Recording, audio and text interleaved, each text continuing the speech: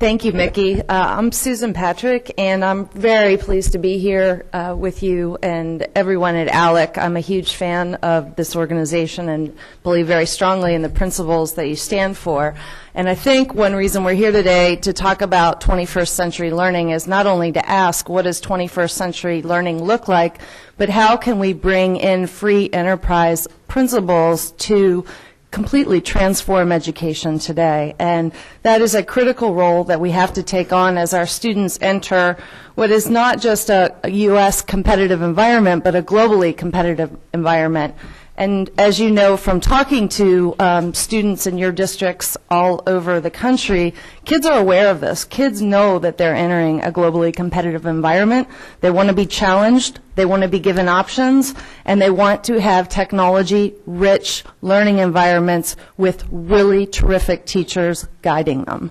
So starting with that, I just want to quote from a U.S. Department of Commerce study that ranked 55 industries in the United States on their IT intensiveness.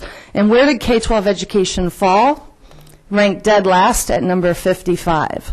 So even though in the United States we've spent $60 billion in the last 10 years of taxpayer-funded money on computers and education, they largely have been laid over the existing bureaucratic system so that we have a ratio of 4 students to 1 computer, and usually they're sitting in the back of classrooms collecting dust. Now, integrating technology into existing classrooms isn't the answer. The answer is understanding what is needed for a system redesign that provides student-centered learning. We know that every learner does not learn at the same pace or in the same mode or in the same way.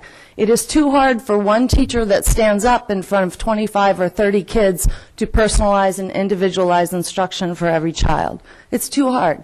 With technology, we can make that happen, and we can create new efficiencies in the systems, redesigning every course, providing much more dynamic and increased resources. Today, we have 23 states that are locked into textbook adoption policies. That is, money is being, $9 billion nationwide of money is being locked into these old policies that don't allow us to move into these new formats of engaging digital curriculum, of new individualized, customized instruction. We've got lots of changes on the horizon, and there are some really promising innovations that are showing that they work, that are happening, and I want to talk a little bit about those too. So online learning in the United States in K-12 education in the last 10 years is a rapidly growing innovation, growing perhaps faster than any other innovation in K-12 education, and in my mind that's a really good thing. 30% annually, although that's not even.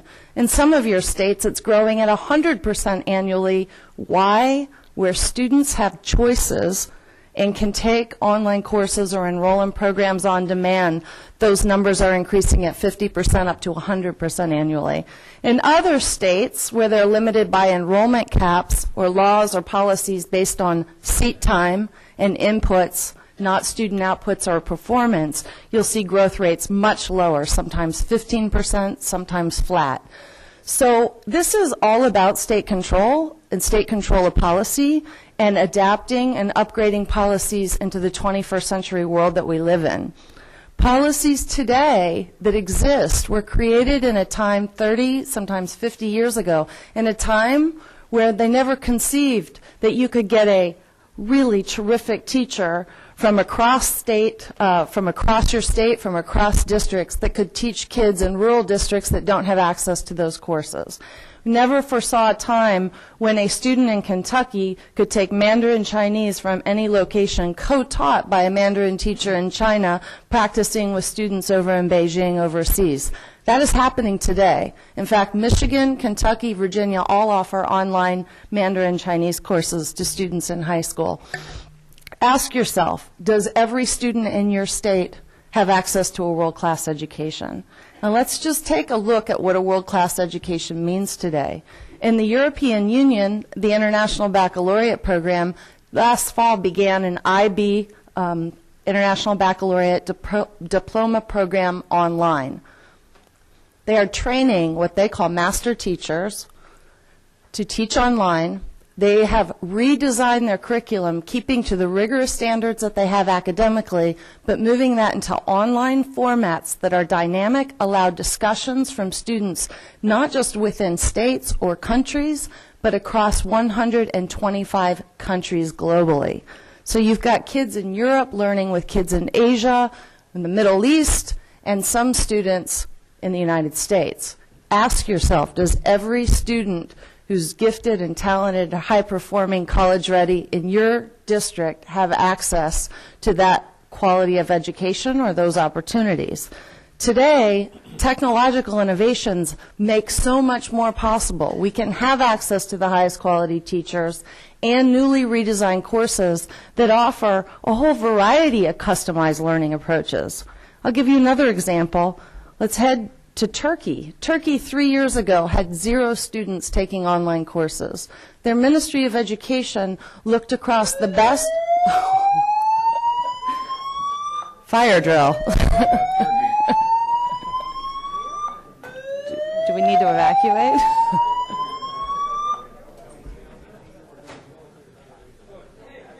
Okay, we won't talk about Turkey anymore.